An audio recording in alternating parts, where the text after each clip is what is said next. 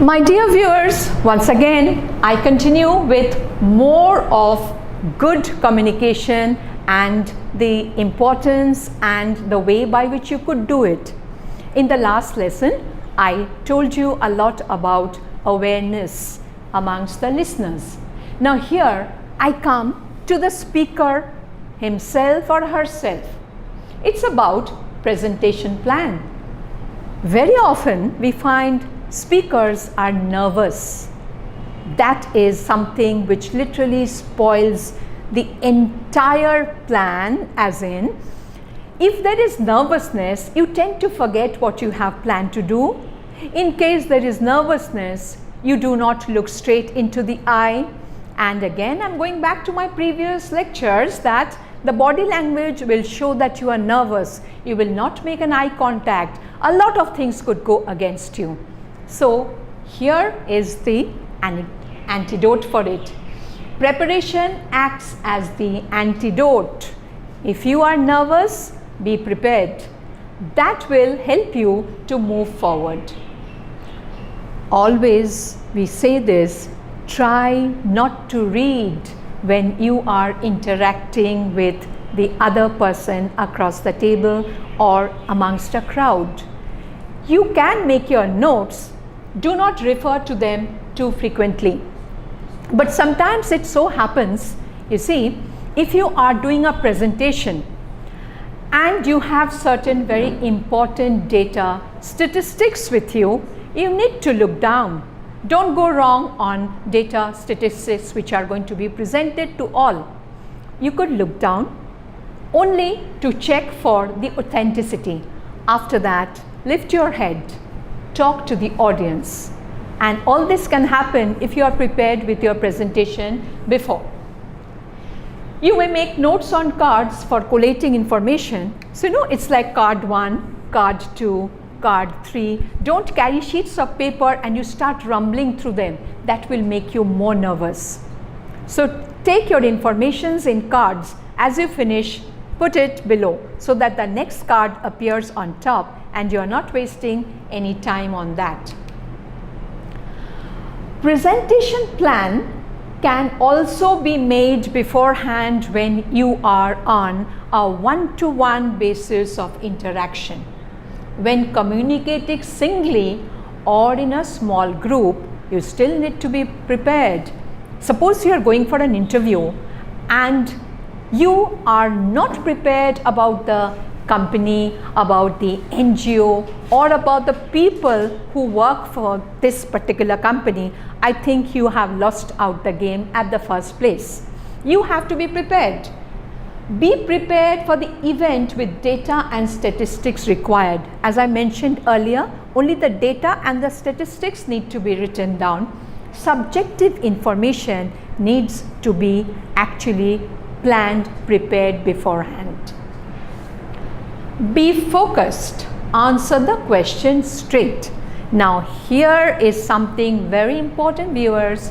You can only take a question straight when you know the matter.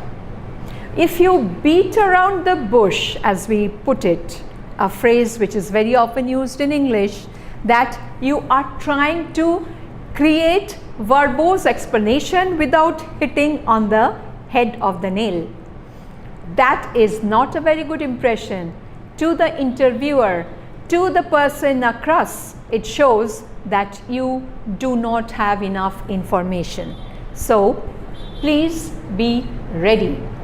Listen to the question, answer straight, and keep all our suggestions in mind. The body language, the eye contact, your posture, all of it in place. Answer straight. You will be one of the best communicators. If you have a question, put it straight so that you get the answer. Again, here let me put it in the other way. Suppose you have a question and you do not know how to put the question, or you are not very focused on what you want the answer to be. You asked because you thought it will make a good impression, so that let's ask a question like the others are doing. Don't make that mistake. If you ask a question, be straight and ask a question for the answer that you are looking for. It will create a very good impression. Keep a pleasant look, acknowledge and confirm whenever required. That's the best thing we can do. Pleasantness in people's personality will help in good communication as well. Every time you get something back in the way of an answer, acknowledge, thank and confirm that it is of great help. The next important part of good communication would be the use of connectives. Now, we do not use the word connective, but we use the phrases which means connective. Connectives are actually fillers. Fillers, that means when we are speaking between one sentence and the other, there are certain expressions which are used which actually doesn't mean much, but they connect us with one sentence and the other, or one concept and the other. For instance, take the first one. They are called transition.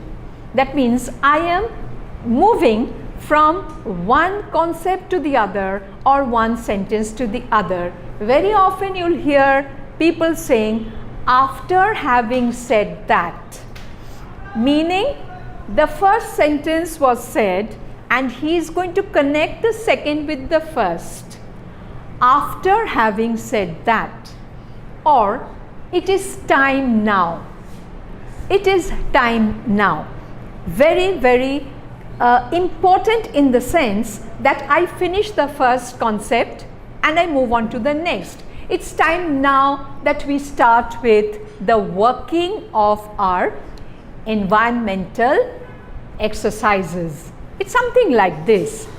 Or maybe in addition to what we are doing, working on environmental issues would also give us much more benefit.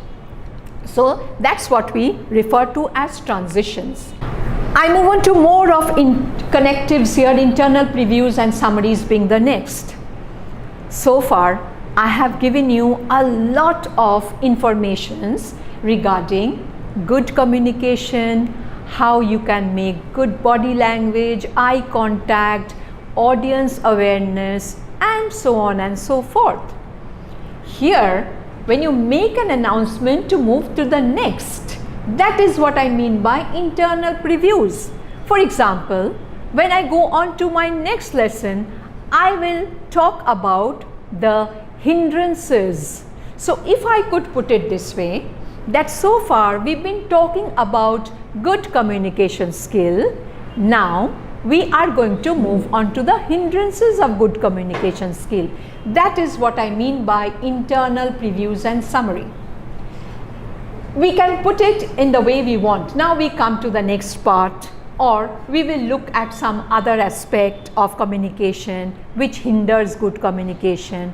So you can call this internal previews. It's a good way to communicate because you can give a summary and then prepare the audience to go to the next. And third is what we call signposts. In our day-to-day language, viewers, we often say firstly, secondly, thirdly, finally. That's a good way of talking, because when you say firstly, I want you to be present for my lectures in class. Secondly, I need a proper interaction in class. And finally, I want good communicators in class. So you see what I have done? I've actually used signposts to get myself very clear as to what I want. And finally, viewers, I have taken the pictures courtesy Internet Google, and of course I based my initial lectures on the book by R.C. Sharma and Krishna Mohan. But again, let me tell you once again that good communication does not depend on any textbook. Good communication is actually your way of developing your personality. And how you can do it? You can do it with practice. More practice and more practice. Thank you so much for viewing this. I hope this will be of help to you.